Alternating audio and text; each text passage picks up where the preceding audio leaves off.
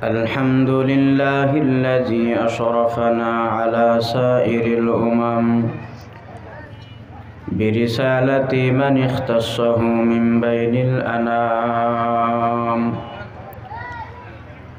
بجوامع الكلم وجواهر الحكم، ونشهد أن لا إله إلا الله وحده لا شريك له، ونشهد أن سيدنا وسندنا وحبيبنا وطبيب قلوبنا ومولانا محمدا عبده ورسوله الذي أرسله بالحق بشيرا ونذيرا وداعيا إلى الله بإذنه وسراجا وقمرا منيرا. أما بعد فأعوذ بالله من الشيطان الرجيم. بسم الله الرحمن الرحيم. والذين إذا فعلوا فاحشة أو ظلموا أنفسهم ذكروا الله فاستغفروا لذنوبهم ومن يغفر الذنوب إلا الله ولم يصروا على ما فعلوا وهم يعلمون. وقال رسول الله صلى الله عليه وسلم لولا أنكم تذنبون لخلق الله خلقا يذنبون فيغفرون، أو كما قال النبي عليه الصلاة والسلام.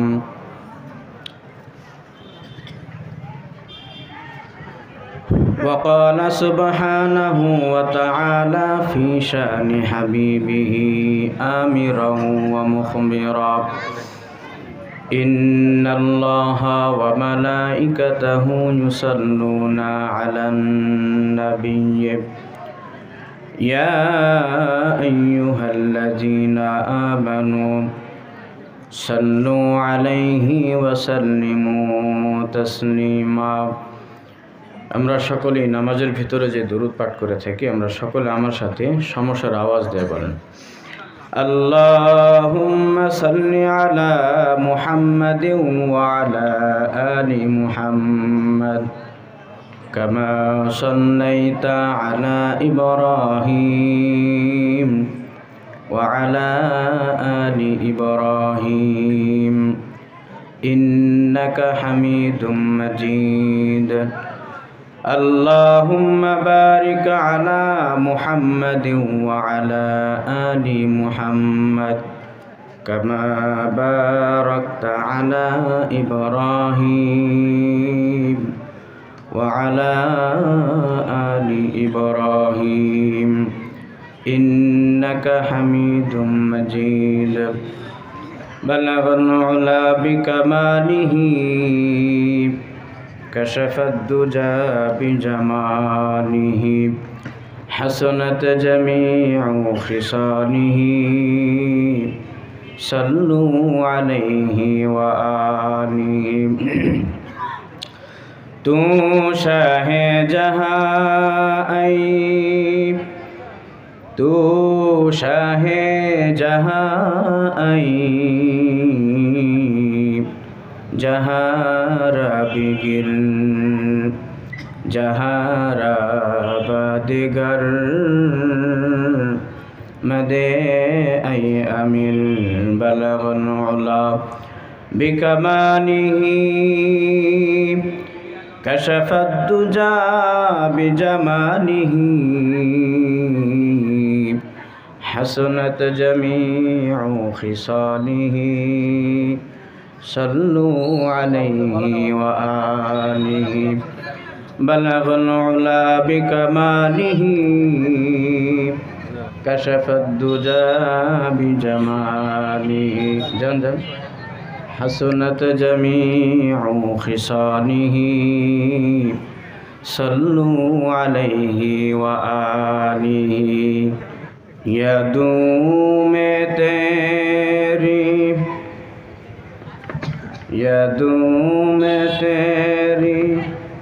सबको भुला दूं कोई ना मुझको याद रहे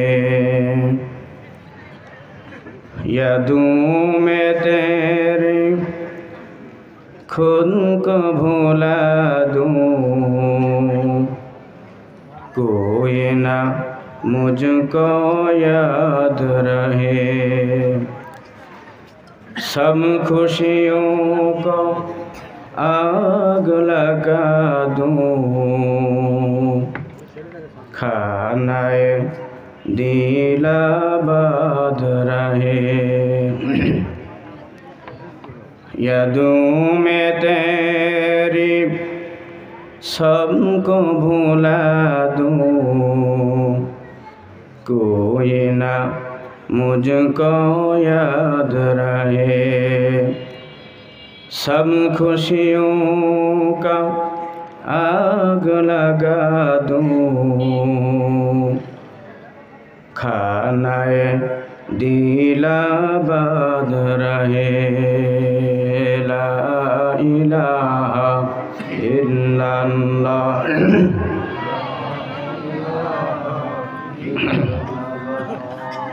ला इलाहा इल्लल्लाह ला इलाहा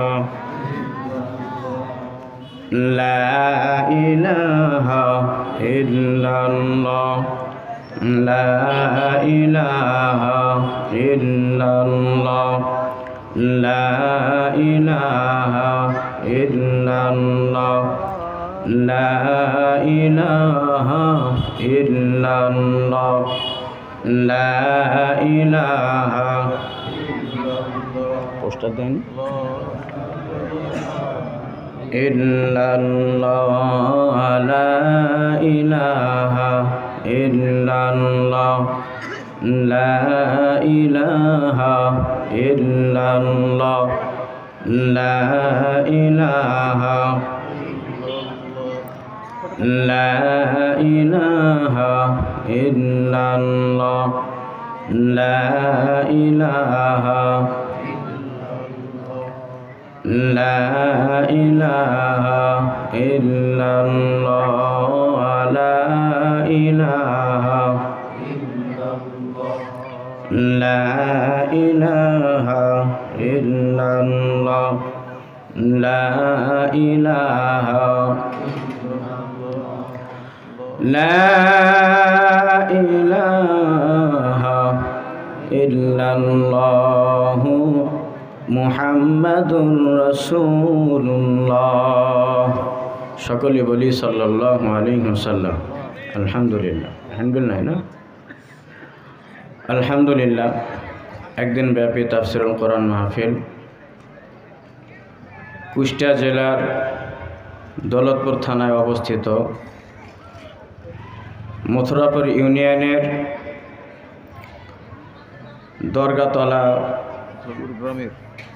মথুরাপুর গ্রামের দরগাতলা মসজিদ এবং এলাকার যুব সমাজের উদ্যোগে একদিন ব্যাপী তাফসীরুল কোরআন মাহফিলের আজকের প্রধান মেহমান বিশেষ এবং প্রধান অতিথিবৃন্দ সহ মঞ্চে উপবিষ্ট সকল ওলামা একরাম, আমার সামনে বসা দিনপ্রিয় কোরআনের মহাব্বতে আগত পর্দার আড়ালে আমার সম্মানিত মা ও বোনেরা, চতুর্দিকে মাইকের আওয়াজ যতদূর যায় আমরা সকলে সেই মালিক রব্বে করিম আল্লাহ সুবহানাহু ওয়া তাআলার দরবারে শুকরিয়া জ্ঞাপন করি, যিনি আমাদেরকে আজকের এই মহতি গুরুত্বপূর্ণ তাফসীরুল কোরআন মাহফিলে আসার এবং বসার সুযোগ ও তৌফিক দান করেছেন। আমরা সকলে দিল থেকে শুকরিয়া আদায় করি, বলে আলহামদুলিল্লাহ। আমি প্রায় জায়গায় বয়ানের আগে কিছু গল্প বলে থাকি, যাতে করে মানুষ বিষয়বস্তুটা সহজে বুঝতে পারে। আমরা ছাত্র থাকাকালীন অবস্থায় আমাদের কোনো এক শিক্ষক উদাহরণ দিয়ে একটা গল্প বলেছিলেন। গল্পটা হলো, শিক্ষক ক্লাস নিচ্ছেন, হঠাৎ করে মাদ্রাসার বাউন্ডারির কিছুটা দূর বিশাল এক জঙ্গল, বাগান। তো বাগান দিয়ে ঝড় বয়ে যাচ্ছে, আর কোথাও ঝড় নাই, গাছপালা এগুলি খুব ঝাঁকা দিয়ে যাচ্ছে। তো শিক্ষকে এক ছাত্রকে ডেকে বললেন যে, বাবা, আমি একটা কাগজ লিখে দিচ্ছি, কাগজটা নিয়ে যেখানে বাতাস হচ্ছে জোরে ওখানে যে ফেলে দাও। শিক্ষকের কথা অনুযায়ী ছাত্র কাগজটা হাতে নিয়েছে। তো স্বাভাবিকভাবে ছাত্ররা শিক্ষকের থেকে বেশি চালাক হয়, কি বলেন, ঠিক কিনা? ছাত্ররা শিক্ষকের থেকে বেশি চালাক হয়। এই ছাত্রটা চলার পথে কাগজটা হাতে নিয়ে চলতে চলতে কাগজটা খুলছে এবং দেখছে ওখানে কি লেখা আছে। এই মারিফতি ভেদ কাগজের ভিতরে লেখা, এটা দেখছে এবং শিখে নিয়েছে, মনেও রাখছে। তো যেখানে প্রচুর ঝড়, গাছপালা ভেঙে যাবে অবস্থা, এখানে যে কাগজটা ফেলে দিয়েছে। কিছুক্ষণ পরে বাতাসও থেমে গেছে, ঝড়ও নাই। তো দেখা গেল যে 2-3টা বড় খাঁচা প্লেট, এর ভিতরে বিভিন্ন রকমের মিষ্টি দ্রব্য, ফল ফলাদি, হরেক রকমের খাদ্য সেখানে রাখা আছে। ছাত্রটা মাথায় করে নিয়ে আসছে, আসার পরে হুজুরকে দিয়েছে। এই খাদ্য খাবার ফল ফলাদি শিক্ষকের সকল ছাত্রকে নিয়ে আনন্দ ঘন একটা পরিবেশ নিয়ে তারা খাওয়া দাওয়া করছে। কিছুদিন চলে গেছে, শিক্ষক মাদ্রাসায় নাই। আবার হঠাৎ করে ওই প্রকৃতির এক ঝড় উঠছে। কি হয়েছে? ওই প্রকৃতির ঝড় উঠছে এবং সেখানে এক প্রকারের আওয়াজ আসতেছে। ছাত্রটা মনে করলো কাজ হয়েছে, আজকে তো হুজুর নাই, আমি বড় হুজুর। কথা বলেন, ঠিক কিনা? সেদিন তো হুজুর ছিল, হুজুরের কারামতি তো আমি দেখে নিয়েছি, আজকে আমারে কে ঠেকায়? ছাত্র যেই ভাবনা সেই কাজ, সুন্দর করে কাগজ লিখছে, ওই আগের লেখায় লিখছে। কাগজটা নেওয়ার পরে যেখানে প্রচণ্ড ঝড় এবং আওয়াজ হচ্ছে, কাগজটা নিয়ে যে ওখানে ফেলছে। কাগজটা ওইখানে ফেলাও শুরু, আর ওর পিঠের উপরে বাগানিও শুরু। কি শুরু হয়েছে? চরম মার। কি দিয়ে যে মারে আর কে মারে দেখা যায় না, শুধু মারগুলি বুঝতে পারে। দীর্ঘ সময় পিটুনি খেয়েছে, 1-2টা নয়, এমন বাগানি খেয়েছে জ্বর এসে গেছে, উঠার মতো ক্ষমতা নাই। ঝড়ও বন্ধ হয়ে গেছে, পিটানিও বন্ধ হয়ে গেছে। এইবার ছাত্রটা মাজায় হাত দিয়ে পা ধরে হাঁটতে হাঁটতে আসে। কিছুক্ষণ পরে ওই শিক্ষকে আসছে, আসার পরে দেখতেছে ছাত্রটা বেডে শুয়ে আছে, ক্লাসে নাই। কি ব্যাপার, কি ব্যাপার, তোমার কি হয়েছে? তোমার হাত পা ফাটা কেন, গায়ে রক্ত কেন, অসুস্থ অবস্থায় পড়ে আছো, কারণ কি? ছাত্রটা ডাক দিয়ে বলতেছে, হুজুর, আপনার কারামতি যখন আমি খাটাইতে গেছি আমার অবস্থা এই হয়েছে। শিক্ষককে ডাক দিয়ে বলতেছে, কি বলো, কি বলো, কি কারামতি খাটাইছো? ছাত্রটা ডাক দিয়ে বলতেছে, হুজুর, ইতিপূর্বে আমাদের মাদ্রাসার সামনের যেই বাগানে ঝড় উঠছিল, আপনি কাগজ দিয়ে পাঠাইছিলেন, মনে আছে? বলে, হ্যাঁ মনে আছে। বলতেছে ওই দিন আমি ওই পরীক্ষায় নকল করেছিলাম। কি করেছিলাম? পরীক্ষায় নকল করেছিলাম। আপনি কি লিখেছেন? আমি ওই লেখাটা দেখছিলাম, আরবি লেখা লিখেছি কিন্তু বুঝি নাই। আরবিতে লিখে দিয়েছিলেন, আমি ওইটা দেখে দেখে আবার লিখছি। গতবারে তো আমি কাগজ নিয়ে যেয়ে ফেলছিলাম, অনেক খাদ্য খাবার পেয়েছি, আপনি ছিলেন না, এমন সময় ঝড় উঠেছে। ইতিপূর্বে যেমন কাগজ লিখা ছিল কাগজের মধ্যে লিখছি, আর ওই ঝড়ের স্থানে নিয়ে যেয়ে ফেলছি। গতবার তো ফল ফলা দিয়ে ফেলেছিলাম, কিন্তু এবার আমার পিঠে মার পড়েছে। হুজুরে ডাক দিয়ে বলতেছে, বাবা রে, সব জায়গায় চালাকি করলে চলে না, কথা বলেন ঠিক কিনা? সব জায়গায় উস্তাদের মার শেষ রাতে নাকি বলে, সব সময় উস্তাদের উপরে উস্তাদি করতে হয় না। হুজুরে এবার ডাক দিয়ে বলতেছে, শোনো, বিগত দিনে যখন ঝড় উঠেছে ওই সময় যারা ঝড় উঠাইছে ওরা ছিল জিনের দল। জিনের দলের একে অপরের সঙ্গে বিবাহ বার্ষিকী ছিল। তারা বিবাহের বাজনা বাজাইতে বাজাইতে ঝড় উঠায় যাইতেছিল, তারা আনন্দের মধ্যে ছিল। এজন্য আমি চিঠি লিখে দিয়েছিলাম তারা যেন আমার মাদ্রাসার ছাত্রদের জন্য কিছু খেদমত করে যায়। জোরে বলেন সুবহানাল্লাহ। এজন্য তারা সদয় হয়ে মাদ্রাসার ছাত্রদের জন্য খাবার দিয়ে গেছিল। কিন্তু এবার যে ঝড় উঠেছে, আওয়াজ হয়েছে, এটা বিবাহের না। ওদের মধ্যে একজন মারা গেছে, আর তাদের পন্থা পদ্ধতি হলো মারা গেলেও তারা ঝড় উঠাইতে উঠাইতে যায়, আবার আনন্দের সময় যদি বিবাহ শাদী হয় তারা এভাবেই যায়। সুতরাং তুমি ভুল করেছো। ওদের একটা লোক মারা গেছে, একজন জিন মারা গেছে, তাকে খাটিয়ায় করে নিয়ে যাচ্ছে, আর তুমি ওইখানে খাদ্য চাইতে গেছো। মার ঠিক আছে না নাই? আনন্দের সময় চাইলে পকেটে না থাকলেও দেওয়া যায়, আর সেখানে মারা গেছে, শোক বার্তা চলতেছে, তুমি ওখানে যে খাইতে চাইছো এর জন্য তোমার অরিজিনাল খাবার দিয়েছে। সম্মানিত হাজিরিন, যদিও ছোট্ট আকারে গল্প বললাম, আজকে মুমিন মুসলমান আমরা আমাদের উদ্দেশ্য ভুলে গেছি।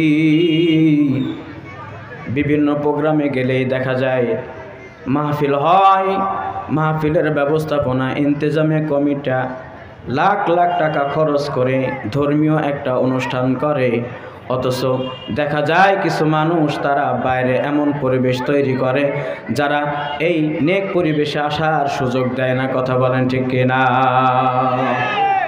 মাহফিলের মাইকিন হয়েছে না হয় নাই? কথা বলেন। নাকি মাইকিনে বলছে যে মেলা বসবে? একটু বলেন না। মাইকিনে তো মেলা বসার কথা বলা হয় নাই। এখানে ওলামা একরাম আসবেন, কোরআন হাদিসের কথা বলবে, অথচ দেখা গেল ওই ছাত্রর মতো অবস্থা। কোন জায়গায় কি করতে হয়, কখন চিঠি দিতে হয়, এই অবস্থা আমাদের সাধারণ জ্ঞানে ধরে না। কথা বলেন ঠিক কিনা? এজন্য আমি ভূমিকার আগে ভূমিকা টেনে একটা গল্প বললাম, যারা বুঝবে বুঝলে বুঝপাতা, না বুঝলে একটু কথা বলেন না, বুঝলে বুঝপাতা, না বুঝলে তেজপাতা যেমন চুষে ফেলে দেয়, তা আমাদের এলাকার কিছু মানুষের অবস্থা এমন। আল্লাহ তাআলা সকলকে হেদায়েত নসিব করেন, সকলে বলেন আমিন। সম্মানিত হাজিরিন, আমি আমার খুতবার ভিতরে একখানা আয়াতে কারিমা পাঠ করেছি, সূরা আলে ইমরানের 135তম আয়াত।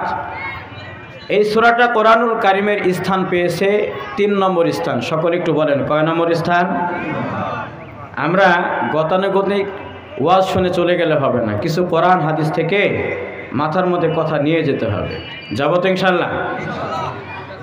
বলেন, আমি যে সূরার নাম বললাম সূরা আলে ইমরান, কোরআনুল কারিমে স্থান পেয়েছে কততম? 3 নম্বর, সূরা আলে ইমরান। আমি আয়াতটা পাঠ করেছি 135তম। এই আয়াতের তরজমা করে ইনশাআল্লাহ আজকের আলোচনা আমার শেষ হয়ে যাবে। এরপরে আমি জানি না সময় পাবো কিনা। এই আয়াতের মধ্যে আল্লাহ তাআলা 3টা বিষয় বর্ণনা করেছেন। কয়টা বিষয় বলেন?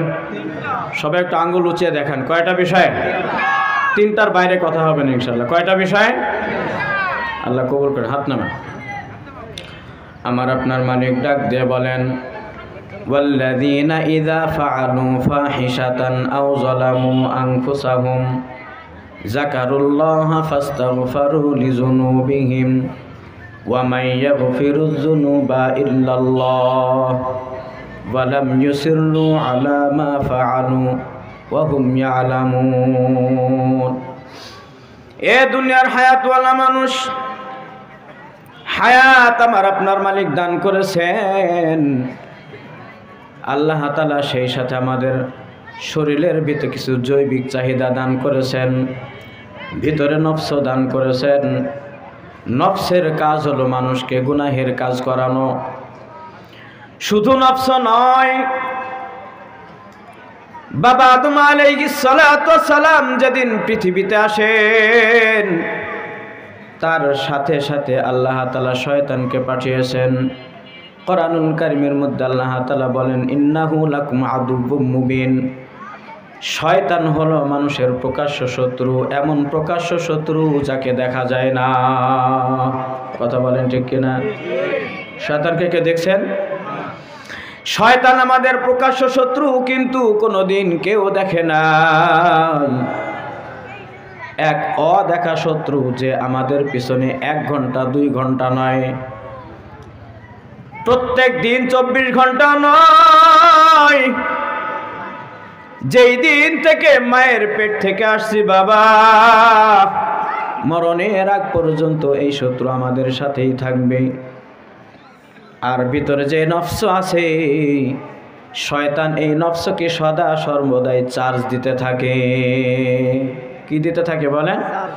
ভিতরে নফস আছে, এই নফসকে শয়তান যখন আমাদের কাছে ভিড়তে পারে না, যতটুকু সময় আসতে পারে এই নফসকে সে চার্জ দিয়ে দিয়ে রেখে দেয়। আমরা জানি পবিত্র মাহে রমজানুল মুবারক যখন এসে যায়, শয়তানকে শৃঙ্খলাবদ্ধ করে রাখা হয়, জাহান্নামের বেড়ি দিয়ে বেঁধে রাখা হয়, যেন কোনো মুমিন বান্দা বান্দিকে ধোঁকা দিতে পারে না। তারপরেও দেখবেন রমজান মাসে কিছু মানুষ আছে গুনাহ করে না। অনেক মুসলমান আছে গুনাহ করে, অনেক নামাজি আছে গুনাহ করে, রমজান মাসে রোজা আছে তারপরেও গুনাহ করে।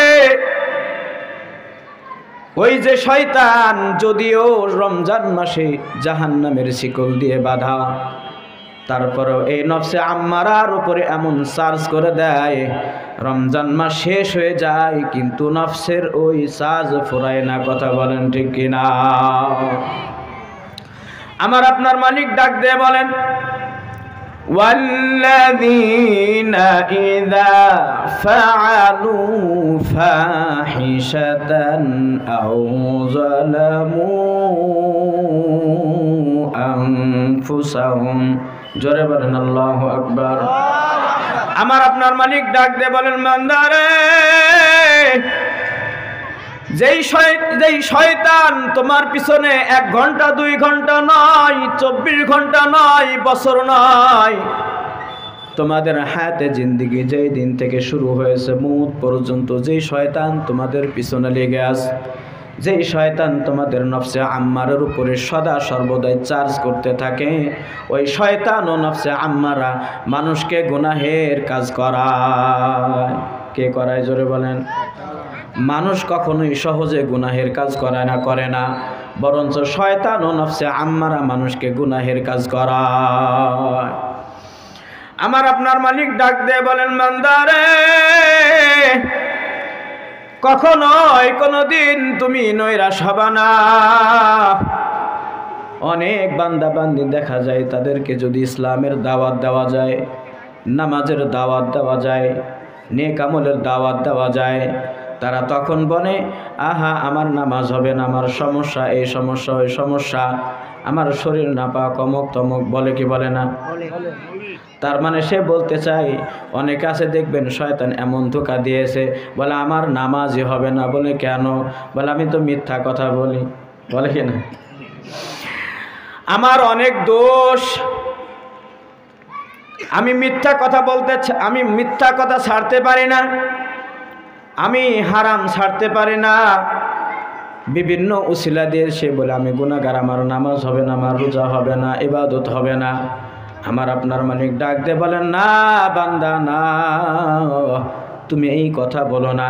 কারণ লা তাকনাতু মির রাহমাতিল্লাহ, ইন্নাল্লাহা ইয়াগফিরুয যুনুবা জামিআ, ইন্নাহু হুয়াল গফুরুর রহিম। আমার আপনার মালিক ডাক দিয়ে বলেন, বান্দা হায়াতে জিন্দেগিতে যত গুনাহ করো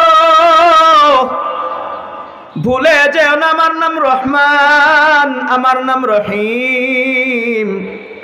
খবরদার খবরদার তুমি নৈরাশ হও না, আমি রব তোমাকে মাফ করার জন্যই বসে আছি। বলেন সুবহানাল্লাহ। ওয়াল্লাযীনা ইযা ফাআলু ফাহিশাতান আও যালামু আনফুসাহুম, মালিক ডাক দিয়ে বলেন ওই সমস্ত ব্যক্তি সফল ব্যক্তিদের বর্ণনা আল্লাহ তাআলা দান করেন কি, ওয়াল্লাযীনা ইযা ফাআলু ফাহিশাতান, কোন বান্দা যদি কোনো অশ্লীল কাজ করে ফেলে। আচ্ছা বলেন তো, অশ্লীল কাজ মানুষ করবে না তো ফেরেশতা করবে নাকি? একটু হাত জাগে বলেন, মানুষ করবে না ফেরেশতা করবে? মানুষের মধ্যে আল্লাহ তাআলা নফস দিয়েছে, শয়তান পিছে লাগাই দিয়েছে। একদিন দুইটা ফেরেশতা আল্লাহ তাআলাকে ডাক দিয়ে বলতেছে, আল্লাহ পৃথিবীর হায়াতে পাঠানো আপনার ওই বান্দাগুলি গুনাহ করে কেন? কিসের জন্য গুনাহ করে? তাদের কি জাহান্নামের ভয় নাই, জান্নাতের আশা নাই? মালিক আমার ডাক দিয়ে বললেন, ফেরেশতা শোনো, তোমরা যে বলো আমার বান্দারা গুনাহ করে কেন, তোমরা স্বচক্ষে দেখবা, প্র্যাকটিক্যালে দেখবা, ব্যবস্থা করে দেই। আল্লাহ তাআলা ওই দুই ফেরেশতাকে মানুষের রূপ দান করলেন, আর ভিতরে মানুষের কলকবজাও সেট করে দিলেন, নফস দান করলেন, আর পৃথিবীতে পাঠিয়ে দিলেন। পৃথিবীতে যখন আসছে, আসার পরে মানুষের মতো গুনাহ করা শুরু করে দিয়েছে।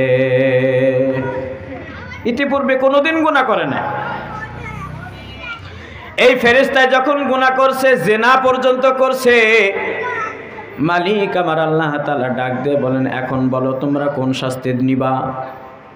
ওই দুইজন ফেরেশতা ডাক দিয়ে বলতেছে, আল্লাহ আখিরাতের শাস্তি সম্পর্কে আমাদের জানা আছে, জাহান্নামে একবার গেলে আর বের হতে পারবো না, সুতরাং দুনিয়ার হায়াতে আপনি আমাদের শাস্তি দেন। দুনিয়ার হায়াতের শাস্তি ভোগ করতে রাজি, আখিরাতের শাস্তি গ্রহণ করতে পারবো না। জোরে বলেন সুবহানাল্লাহ। এই দুই ফেরেশতার নাম হলো হারুত আর মারুত। তাদের শাস্তি হলো পাহাড়ের চূড়ায় কিয়ামত পর্যন্ত তাদের পা উপরের দিকে লটকানো, মাথা নিচের দিকে, আর মাথা থেকে পা পর্যন্ত নিচ থেকে দাও দাও দাও দাও করে আগুন জ্বলতেছে। এটা একদিন দুই দিন নয় রে বাবা, যতদিন কিয়ামত না হবে তাদের এই শাস্তি চলতে থাকবে। আল্লাহ রাসূল ডাক দিয়ে বলেন, লাউলা আন্নাকুম তুযনিবুন, এ দুনিয়ার হায়াতওয়ালা মানুষ, তোমরা যদি গুনাহ না করতে, লাউলা আন্নাকুম তুযনিবুন, তোমরা যদি গুনাহ না করতে, লা খালাকাল্লাহু খালকান, অবশ্যই অবশ্যই আল্লাহ তাআলা আরেকটা জাতি তৈরি করতেন। ইউজনিবুন, তারা গুনাহ করত, ফায়াগফিরুন, মালিক আমার তার দয়া প্রকাশ করে বলে, বান্দারে ওই দলটা যদি গুনাহ করত আর মাপ চাইতো, আমি রব তাদের মাফ করে দিতাম। বলেন সুবহানাল্লাহ। কোন ফেরেশতাই গুনাহ করবে না, মানুষই গুনাহ করবে। কিন্তু আল্লাহ তাআলা ডাক দিয়ে বলেন, বান্দারে ওয়ালাম ইউসিররু আলা মা ফাআলু ওয়া হুম ইয়ালামুন, তুমি যেই গুনাহ করেছো, তুমি যখন বুঝবে গুনাহ করেছো, অপরাধ করেছো, খবরদার খবরদার গুনাহর উপরে অটল থেকো না।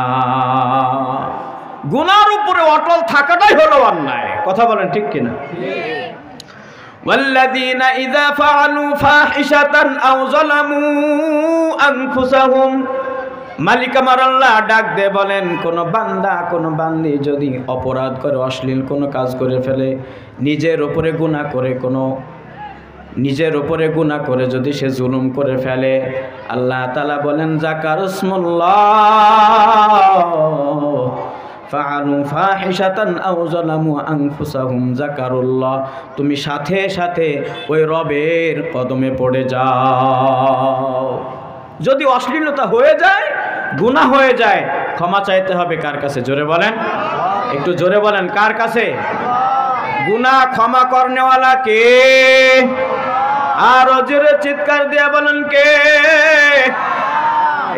জান্নাত তৈরি করেছেন আল্লাহ কার জন্য? এই মানুষের জন্যই তৈরি করেছেন।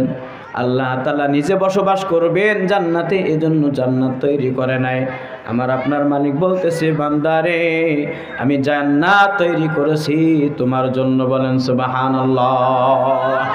যদি গুনাহ হয়ে যায়, গুনার উপরে অটল থাকা যাবে না। গুনার উপরে অটল থাকাটাই হলো অন্যায়। কথা বলেন ঠিক কিনা? গুনাহ করাটা অন্যায় না, গুনাহের উপরে অটল থাকা। যখন আমি আপনি বুঝবো গুনাহ হয়ে গেছে, তখন ওইটার উপর অটল থাকা যাবে না। একমাত্র ক্ষমা চাইতে হবে কার কাছে? জোরে বলেন, জোরে বলেন, কার কাছে? নবীজির জামানায় আল্লাহ রসুল সকল সাহাবাকে সাথে করে এক যুদ্ধ ময়দানে চলে গেলেন। মদিনার বুক খালি থাকবে, এজন্য আল্লাহ রসুল জনাবে মুহাম্মদুর রাসূলুল্লাহ সাল্লাল্লাহু আলাইহি ওয়াসাল্লাম একজন সাহাবীকে রেখে গেলেন, যার নাম হলো সালাবা। এই সালাবা মদিনার দেখাশোনা করার জন্য রয়ে গেলেন। সমস্ত সাহাবাকে নিয়ে রসুল চলে গেলেন যুদ্ধের ময়দানে। ইতিমধ্যেই সালাবা রাদিয়াল্লাহু তাআলা আনহু প্রত্যেকটা ঘরের খোঁজ খবর রাখেন। চলতে একটা সময় দেখা গেল মদিনার বুকে হযরতে সাদ রাদিয়াল্লাহু তাআলা আনহুর বাড়ি। তার স্ত্রী অতি সুন্দরী ছিলেন। হযরতে সালাবা যখন সাদ রাদিয়াল্লাহু তাআলা আনহুর স্ত্রীকে দেখলেন, সে তার মনের উপরে কন্ট্রোল রাখতে পারলেন না। হঠাৎ করে তার ওই সাদ রাদিয়াল্লাহু তাআলা আনহুর বিবির হাতটা চেপে ধরলেন। নবীজির জামানায় হযরতে সাদ রাদিয়াল্লাহু তাআলা আনহুর স্ত্রী ডাক দিয়ে বলতেছে, ভাই রে, তুমি না নবীর সাহাবী, আল্লাহ তাআলার পক্ষ থেকে তুমি না পবিত্র মানুষ, তুমি আমার হাত ধরলে তুমি তো বড় জালেম হয়ে গেলে। তুমি তো তোমার ভাই সাদের আমানত রক্ষা করতে পারলে না, বড় অপরাধী হয়ে গেলে। তুমি আল্লাহকে ভয় করো। ওয়াল্লাযীনা ইযা ফাআলু ফাহিশাতান, কোন বান্দার দ্বারা যদি কোনো ফাহিশা কাজ হয়ে যায়, কোনো অপরাধ হয়ে যায়, অশ্লীলতা হয়ে যায়, ওই অশ্লীলতার উপরে ক্ষমা চাইতে হবে কার কাছে? জোরে বলেন। হযরতে সালাবা রাদিয়াল্লাহু তাআলা আনহু তিনি তার মনকে প্রশ্ন করে বললেন, মন, কি করলি তুই? কি করলি? আমার ভাই সাদের স্ত্রী, সে তো আমার আমানত, সে না আমাকে দেখাশোনা করার জন্য রেখে গেছিল। আমি কত বড় গুনাহ করে ফেললাম। হযরতে সালাবা কাঁদতে সাদ রাদিয়াল্লাহু তাআলা আনহুর বাড়ি থেকে বের হয়ে চলে গেলেন। শুধু চলে গেলেন তাই নয়, এক পাহাড়ের চূড়ায় চলে গেলেন, আর বাড়িতে আসেন না। দিন যায়, রাত যায়, সপ্তাহ যায়, পাহাড়ের চূড়ায় বসে বসে মালিককে ডাক দেয়, বলেন, মালিক, আমার ভাই সাদ হয়তো দেখে নাই, নবী মুহাম্মদ সাল্লাল্লাহু আলাইহি ওয়াসাল্লাম দেখে নাই, এলাকার কেউ দেখে নাই, অথচ তুমি রব, আমি যেই গুনাহ করেছি কেউ না দেখলে দেখেন কে? জোরে বলেন। এ যুবক ভাইয়েরা বলেন, গুনাহ করলে দেখেন কে? পৃথিবীর কেউ দেখে না, দেখেন কে? হযরতে সালাবা ডাক দেন, আল্লাহ, আমি যত বড় অন্যায় করেছি, বর্তমান জামানায় একটা ছেলে একটা মেয়ের হাত ধরবে, এটাকে কেউ কি অপরাধ বলে? কথা বলেন। বরঞ্চ বর্তমান সময়ের এটা একটা স্ট্যান্ডার্ড, কথা বলেন ঠিক কিনা? একটা ছেলে একটা মেয়ের হাত ধরে হাঁটবে, তার মানে সে হলো স্মার্ট। যদি কোনো মুরব্বি ডাক দেয় বলেন তুমি অন্যায় করতেছ, ওই মুরব্বিকেই এমনভাবে ঘোরায় দেবে, মুরব্বি চিন্তা করবে কি আমরা কি কোনোদিন বিয়েই করি নাই, কথা বলেন ঠিক কিনা? বর্তমান সময়ে হাত তো আমি অনেক দূরের কথা বলতেছি, আল্লাহ তাআলা মাফ করুক, বলেন আমিন। বর্তমান সময়ের যুবকেরা এমনও নিজ পর্যায়ে চলে গেছে, একেবারে জেনা পর্যন্ত চলে গেছে, জোরে বলেন নাউজুবিল্লাহ। এই একবার চিন্তা করে দেখেন, হযরত সালাবা শুধু হাতটা ধরেছে কয়েক সেকেন্ডের জন্য। এ যুবক, তুমি কত জায়গায় অন্যায় করেছো একবার চিন্তা করে দেখো। দুনিয়ার সুখটাই সুখ নয়, দুনিয়ার হায়াতটাই হায়াত না। মালিক আমার যে যৌবন তোমাকে দান করেছে, বলতে পারো তোমার যৌবন কতদিন থাকবে? 20 বছর, 25 বছর, 30 বছর, 40 বছর, 50 বছর। তুমি কি জানো একটা সময় তোমার মরণ হবে? কথা বলেন। আপনারা রাগ হচ্ছেন বুঝি? আমার যুবক ভাইরা রাগ হচ্ছেন বুঝি? আহা, দুনিয়ার হায়াতের সুখ সুখ না, অরিজিনাল সুখ হলো আল্লাহর জান্নাত, কথা বলেন ঠিক কিনা? এ আমার যুবক ভাইরা শোনেন, হযরতে সালাবা কয়েক সেকেন্ডের জন্য শুধু হাতটা ধরেছে। সাদ রাদিয়াল্লাহু তাআলা আনহুর বিবি শুধু একটাই কথা বলেছে, তুমি না আল্লাহর সাহাবী, তুমি তো তোমার ভাইয়ের আমানত রক্ষা করতে পারলে না। ওইখান থেকে একটা দৌড় দিয়েছে পাহাড়ের উপরে। একদিন যায়, 2 দিন যায়, সপ্তাহ পার হয়ে যায়, হযরতে সালাবার খাওয়া বন্ধ। আল্লাহ, আমার ভাইয়ের আমানত রক্ষা করতে পারি নাই, বরঞ্চ আমি জিনায় লিপ্ত হয়ে গেছি। আল্লাহ, তুমি আমাকে মাফ করে দাও। একদিন 2 দিন করতে করতে যুদ্ধ শেষ হয়ে গেল। নবীজি সকল সাহাবাকে সাথে করে চলে আসলেন। হযরতে সাদ রাদিয়াল্লাহু তাআলা আনহু বাড়িতে আসলেন। আসার পরে বিবির সঙ্গে খোশ গল্প করতে করতে একটা সময় ডাক দিয়ে বলতেছে, বিবি,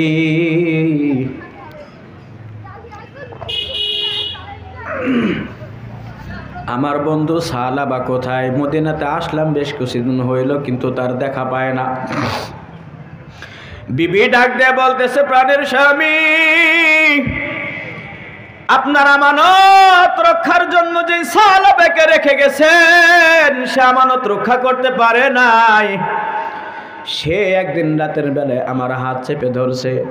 আমি শুধু তাকে বলছি, সালাবা, তুমি না নবীজির সাহাবী, তুমি না সাদের বন্ধু, তুমি সাদের আমানত রক্ষা করতে পারো নাই। সঙ্গে সঙ্গে আমার হাতটা ছেড়ে দিয়ে কোথায় জানি চলে গেছে। এ যাব তার কোনো সন্ধান পাওয়া যায় না। জোরে জোরে বলা যাবে কি সুবহানাল্লাহ। ওয়াল্লাযীনা ইযা ফাআলু ফাহিশাতান আও যালামু আনফুসাহুম, কোন বান্দা কোন বান্দি যদি অশ্লীল কাজ করার পরে গুনাহের মাধ্যমে নিজের উপরে কোনো জুলুম করে ফেলে, আর সে যখন বুঝতে পারবে, তার 2 নম্বর কাজ হলো ওই মালিককে স্মরণ করে মালিকের কাছে তওবা করা। কথা বলেন ঠিক কিনা? আমার আপনার মালিক পরক্ষণে বলেন, ওয়া মান ইয়াগফিরুয যুনুবা ইল্লাল্লাহ। এ মুমিন বান্দা বান্দি, তুমি অপরাধ করেছো, তুমি কার কাছে যাবে? ওয়া মান ইয়াগফিরুয যুনুবা ইল্লাল্লাহ, তার কারণ আমি আল্লাহ ছাড়া তোমার গুনাহ ক্ষমা করনেওয়ালা কেউ নাই। কথা বলেন ঠিক কিনা? হযরতে সাদ রাদিয়াল্লাহু তাআলা আনহু নবীজির কাছে আসলেন, ইয়া রাসূলুল্লাহ। ঘটনা গোপন করে বললেন, সাদকে দেখা যায় না। হযরতে সাদ রাদিয়াল্লাহু তাআলা আনহুর খোঁজ করতে করতে, সালাবার খোঁজ করতে করতে চলে গেলেন। যাওয়ার পরে দেখেন, একটা পাহাড়ের উপরে নির্জন জায়গায় ছোট্ট একটা গর্ত, তার মধ্যে সেজদায় পড়ে পড়ে মালিককে ডাক দিয়ে বলতেছে, আল্লাহ, সারা জীবন যতটুকু নেক আমল করেছি সাদের হাত ধরেই বুঝে আমার জীবনের সমস্ত নেক আমল শেষ হয়ে গেছে, আমি জাহান্নামী হয়ে গেছে, জান্নাতে যেতে পারবো না। এ যুবক ভাইরা আমার, দিলকে একটু নরম করে দিলকে প্রশ্ন করেন, দিল ওরে মন, তুই এমন কোনো খারাপ কাজ করেছিস কিনা? মনকে ডাক দে বলেন, মন, তুই এই পরিমাণের অশ্লীলতা করেছিস কিনা? তার কারণ হলো পুরা বিশ্বের মানচিত্র পাল্টাইতে হলে যুবকরাই পারে, কথা বলেন ঠিক কিনা? এই বুড়া বাবারা নামাজ পড়বে না তো কাজ কি ওদের? একটু কথা বলেন না। বুড়া বাবাজি সে রোজা করবে না, কাজ কি ওর? বরঞ্চ তুমি যুবক, তুমি নামাজ পড়ো, তুমি রোজা করো, তুমি নেক আমল করো, ইবাদত করো। এ দুনিয়ার হায়াতওয়ালা মানুষ, দুনিয়ার হায়াত একেবারেই সংক্ষিপ্ত, এত সংক্ষিপ্ত, এত সংক্ষিপ্ত যার বর্ণনা দিয়ে শেষ করা যাবে না। আল্লাহ রসুল শুধু দুনিয়ার হায়াতের কথা বলছেন। দুনিয়ার হায়াত আর আখিরাতের হায়াতের মধ্যে ব্যবধান হলো 2টা আঙ্গুল। কয় আঙ্গুল? জোরে বলেন। এই আঙ্গুল থেকে এই আঙ্গুলের দূরত্ব কয়শো মাইল বলেন? এই আঙ্গুল আর এই আঙ্গুলের মধ্যে কোনো ব্যবধান নাই। দুনিয়ার হায়াত আর আখিরাতের ব্যবধান হলো, এই হলো দুনিয়া আর এই হলো আখিরাত। এই দুনিয়াকে আল্লাহ তাআলা কবে সৃষ্টি করেছেন? কোটি কোটি বছর হয়ে গেল, আমাদের জানা নাই আরো কত কোটি বছর দুনিয়া থাকবে। অথচ দেখেন এই দুনিয়া এবং আখিরাতের হায়াতের কথা আল্লাহ রসুল দেখাইছেন 2টা আঙ্গুল পাশাপাশি যেমন, তাইলে বলেন আমার আপনার হায়াত কতটুকু? একেবারেই সামান্য হায়াত। সম্মানিত হাজিরিন, সদা সর্বদাই মনকে প্রশ্ন করতে হবে, মন তুমি কি গুনাহ করেছো? কেউ দেখে না, দেখেন কে? আওয়াজ দিয়ে বলেন, কেউ দেখে না, দেখেন কে? হযরতে সালাবা রাদিয়াল্লাহু তাআলা আনহু কাঁদতেছেন, কাঁদতেছেন, কাঁদতেছেন। হযরতে সাদ চলে গেলেন পাহাড়ের চূড়ায়, পিঠের উপরে হাত রেখে বলতেছে, সালাবা কি ব্যাপার, কাঁদো কেন? সালাবা ডাক দিয়ে বলতেছে, ভাই সাদ, নবীজি আমাকে মদিনায় রেখে গেছে, অথচ আমি তোমাদের সম্পদের আমানত রক্ষা করতে পারি নাই, এমনকি তোমার বাড়ির আমানত রক্ষা করতে পারি নাই। আমি গুনাহগার, আমি রবকে ডাকি আর বলি, আল্লাহ তুমি মাফ করে দাও। ওয়া মান ইয়াগফিরুয যুনুবা জামিআ ওয়া মান ইয়াগফিরুয যুনুবা ইল্লাল্লাহ। মানুষের গুনাহ মাফ করনেওয়ালা একজনই আছেন, কে? ওই মালিকের কাছে পড়ে গেছেন, সেজদায় পড়ে ডাক দেয়। হযরতে সাদ বলতেছে, চলো আমি মাফ করে দিলাম। জোরে বলেন সুবহানাল্লাহ। তার কারণ তুমি আমার আমানতে হাত দিয়েছো, আমি মাফ করে দিলাম। হযরতে সালাবা বলেন, না, তুমি মাফ করলে হবে না, আমার মালিক মাফ করেছে কিনা আমি জানি না। হযরতে সাদ রাদিয়াল্লাহু তাআলা আনহু ওখানে তাকে রেখে বাড়িতে চলে গেলেন হযরত আবু বকরের কাছে। হযরত আবু বকর তিনিও গেলেন না, হযরতে সাদকে জোর করে নিয়ে আসলেন আর বললেন, চলো আবু বকরের কাছে যাই, সে একটা সমাধান দিতে পারে কিনা দেখি। হযরত আবু বকর যখন শুনলেন, তারও মেজাজ খারাপ হয়ে গেল আর বলল, দেখো এর কোনো সমাধান আমার কাছে নাই। শুধু তাই না, ওমরের কাছে গেলেন, আলীর কাছে গেলেন, তিনজনেই বললেন, তোমার সমাধান নাই, বের হও, বের হও, তুমি এত বড় অপরাধ করেছো, একেবারেই ঘৃণিত অপরাধ। তোমাকে বিশ্বাস করে মদিনায় রেখে যাওয়া হয়েছে, আর তুমি সাদের স্ত্রীর দিকে হাত বাড়াইছো, তোমার ব্যাপারে আমাদের কাছে কোনো সহযোগিতা নাই। হযরতে সালাবা হযরতে সাদকে সাথে নিয়ে নবীজির দরবারে গেলেন। আচ্ছা বলেন, পৃথিবীর হায়াতে সাহাবাদের জামানায় নবী তো সব থেকে শেষ আখেরি ঠিকানা, কথা বলেন ঠিক কিনা? চলে গেলেন নবীজির কাছে, ইয়া রাসূলুল্লাহ এত বড় গুনাহ করেছি মালিক, মাফ করবে কিনা জানি না। ইয়া রাসূলুল্লাহ আপনি একটু বলে দেন, আপনি একটু বলে দেন। আল্লাহ রসুল শোনার সঙ্গে সঙ্গে বললেন, সাদ যাও, তোমার কোনো ক্ষমা আমি বলতে পারবো না, তবে তুমি আমার দরবার থেকে বের হয়ে যাও। একদিন হয়ে গেল, 2 দিন হয়ে গেল, হযরতে সালাবা আবার চলে গেছেন পাহাড়ে, কারণ পাহাড় ছিল নির্জন এলাকা, সেখানে কোনো ডিস্টার্ব নাই, আল্লাহকে ডাকা সহজ। হযরতে সালাবা রাদিয়াল্লাহু তাআলা আনহু ক্রন্দন করতেছেন, পিছনের কতদিন কেঁদেছেন, নবীজি ফিরাই দিয়েছে, 3 দিন হয়ে গেল। হঠাৎ করে আল্লাহ তাআলার পক্ষ থেকে জিবরিল আমিন এসে নবীজিকে ডাক দিয়ে বলতেছে, ইয়া রাসূলুল্লাহ কই কই আপনার সালাবা,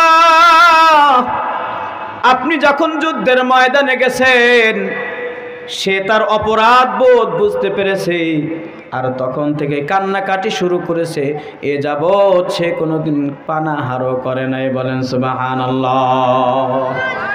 বর্তমান জামানার সকলকেই লক্ষ্য করে বলি, বাবারে সালাবার থেকে আমাদের গুনাহ বেশি না কম? কথা বলেন। এমন আওয়াজ দিলেন মনে হচ্ছে যে খুব বেশি না। সালাবার থেকে আমাদের অপরাধ বেশি আছে না কম আছে? জোরে বলেন। হযরতে সালাবা এমন কান্না কাঁদছেন, নবীজির পক্ষে জিবরাইল এসে বলতেছে, ইয়া রাসূলুল্লাহ সালাবাকে আল্লাহ মাফ করে দিয়েছে। বলেন সুবহানাল্লাহ। হযরতে সাদ রাদিয়াল্লাহু তাআলা আনহু চলে গেলেন। ও ভাই আবু বকর চলেন। উমরকে ডাক দিয়ে বললেন চলেন, আলীকে ডাক দিয়ে বললেন চলেন, সাদকে ডেকে আনি, তার কারণ আজকে সাদের জন্য সুসংবাদ এসে গেছে। বলেন সুবহানাল্লাহ। জিকির করেন লা ইলাহা লা ইলাহা লা ইলাহা ইল্লাল্লাহ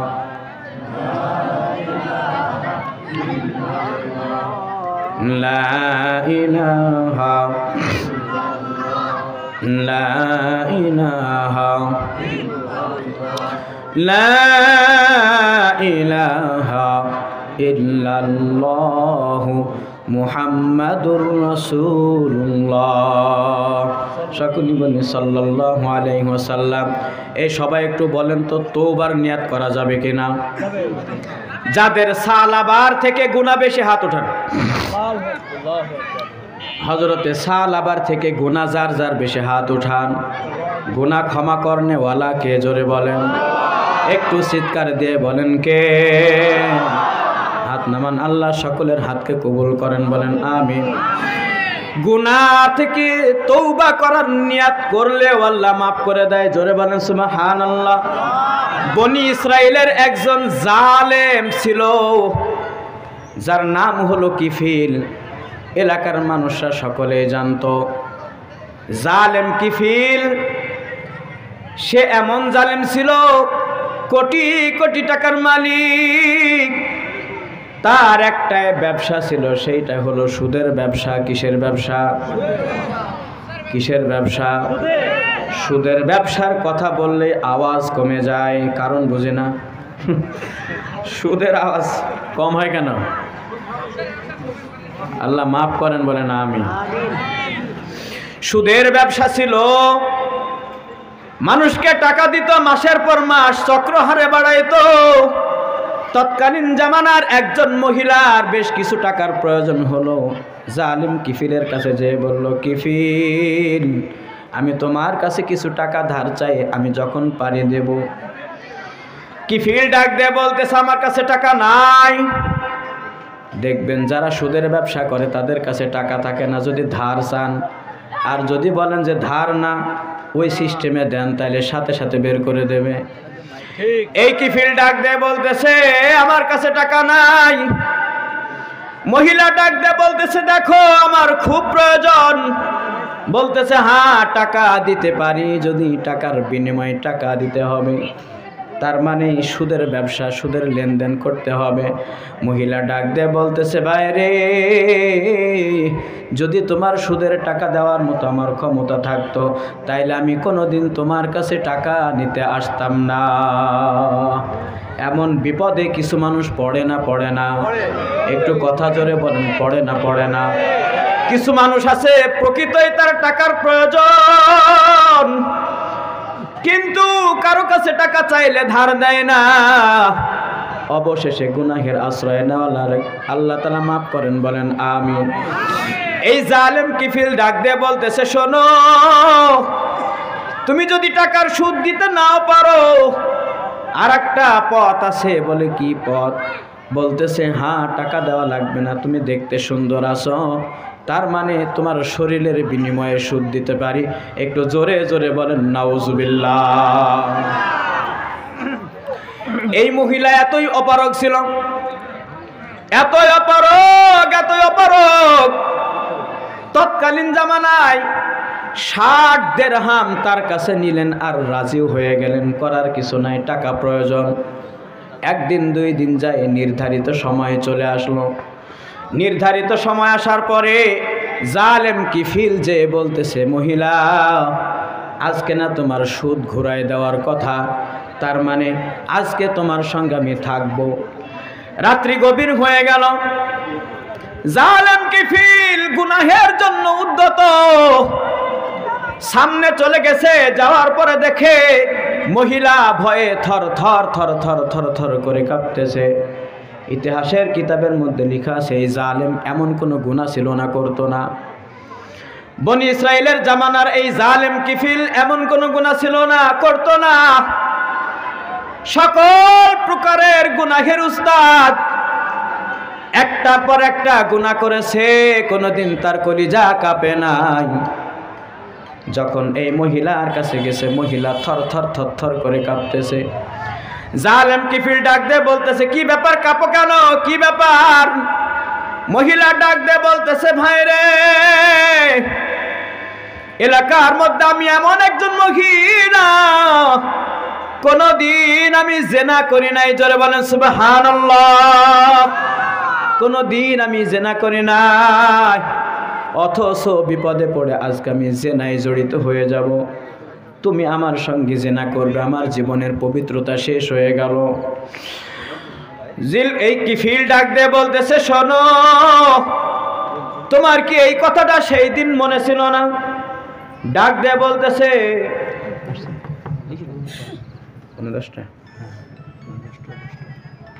আচ্ছা ঠিক আছে, একটু জিকির করেন, লা ইলাহা ইল্লাল্লাহ, লা ইলাহা ইল্লাল্লাহ, লা ইলাহা ইল্লাল্লাহ, লা ইলাহা ইল্লাল্লাহ,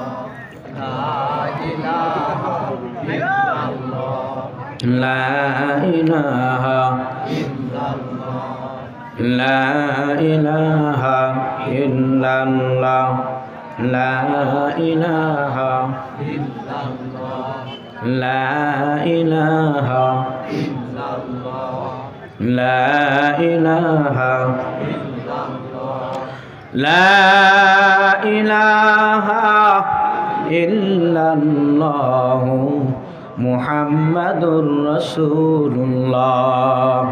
সকলে বলি সাল্লাল্লাহু আলাইহি ওয়াসাল্লাম। সম্মানিত হাজিরিন, যে বিষয়টা আলোচনা করতেছিলাম, একটা মাত্র আয়াত, ওয়াল্লাযীনা ইযা ফাআলু ফাহিশাতান আও যালামু,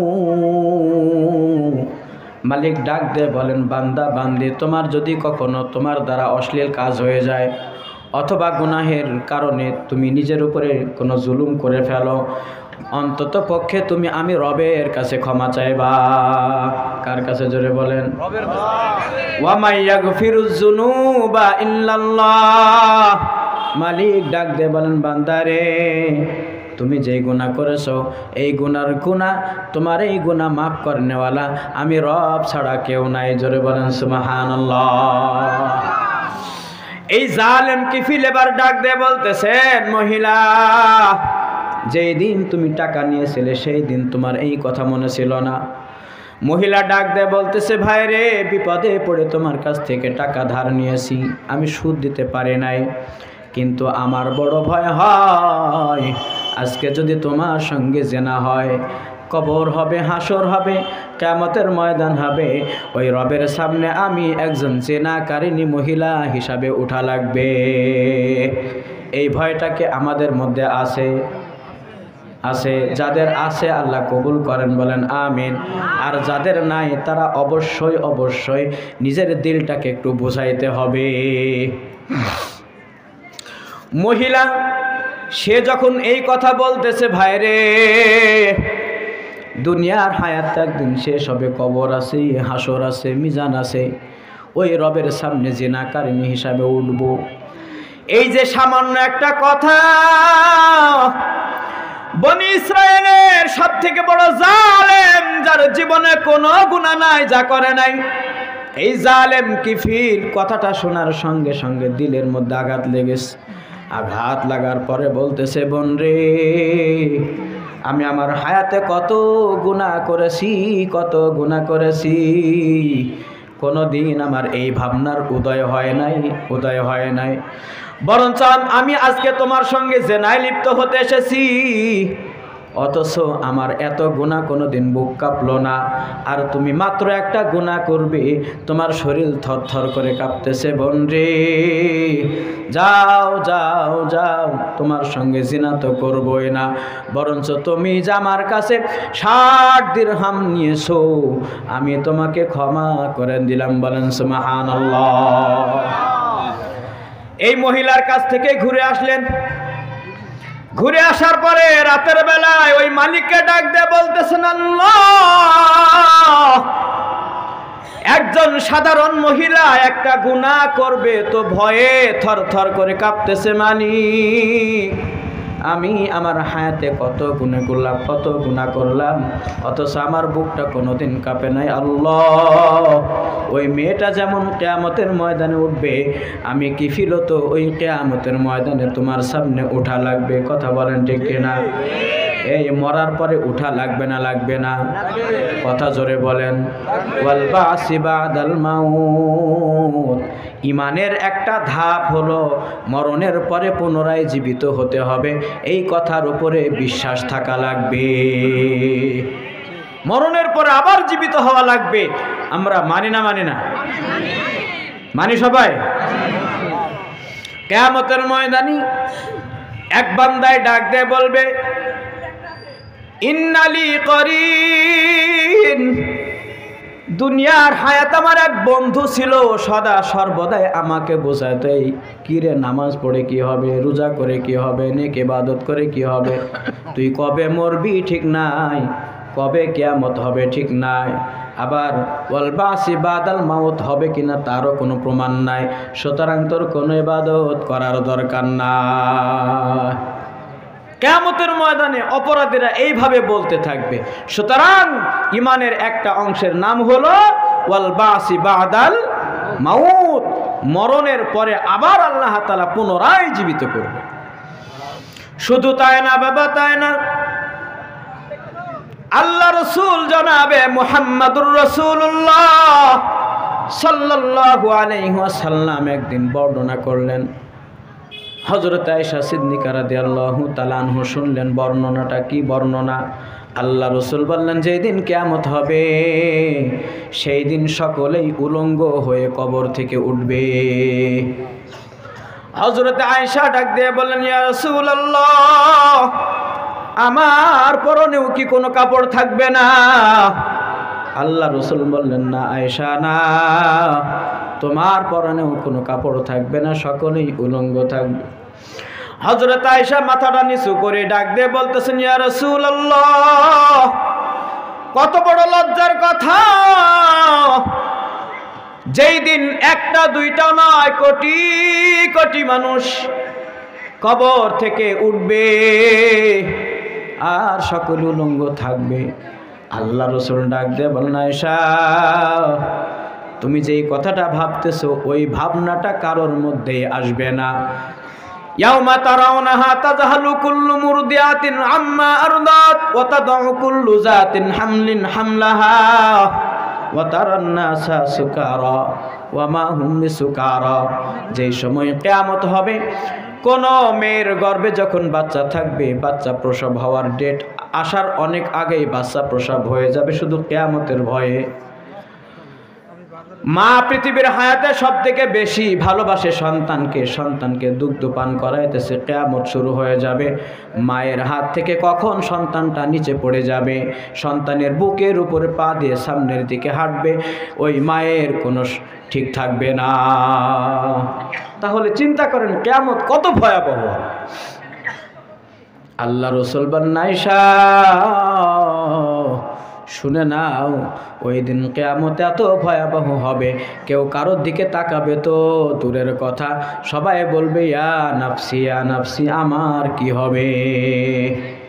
বলেন, নদীর মাঝে যদি নৌকা ডুবি হয় আর একাচ্ছ মানুষ যদি পানির মধ্যে পড়ে, কার লুঙ্গি কোথায় আছে কেউ কারোর দিক তাকানোর সময় আছে না? বাঁচার চিন্তা।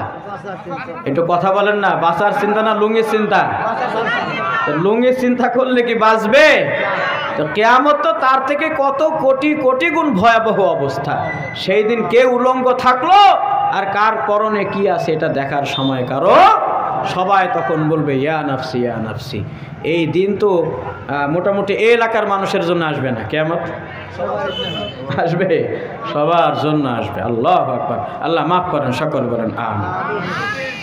এই জালেম কিফিল রাতের বেলায় মালিককে ডাক দিয়ে বলতেছে, মালিক জীবনে যত গুনাহ করেছি আল্লাহ তোমার কাছে ক্ষমা চাই, তুমি মাফ করে দাও।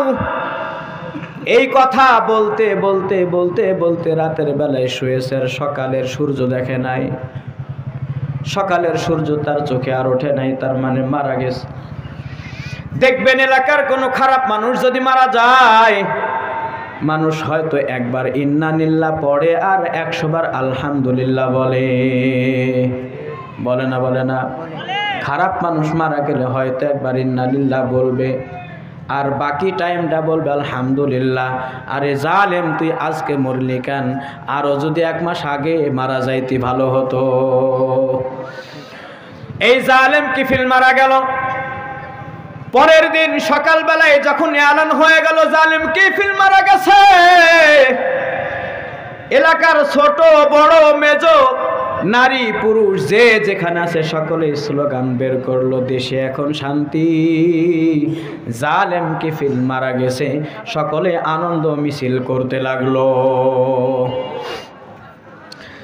সকলেই মিছিল করতেছে, সকলেই জালেম কিফিলের বাড়িতে রওনা হলো। যাওয়ার পরে দেখে কুদরতিভাবে তার গেটে সুন্দর করে ওই জালেম কিফিলের নামে সুন্দর করে তওবা লেখা, আর লেখা হলো এই কিফিল আল্লাহর ওলি হয়ে মারা গেছে। জোরে বলেন সুবহানাল্লাহ।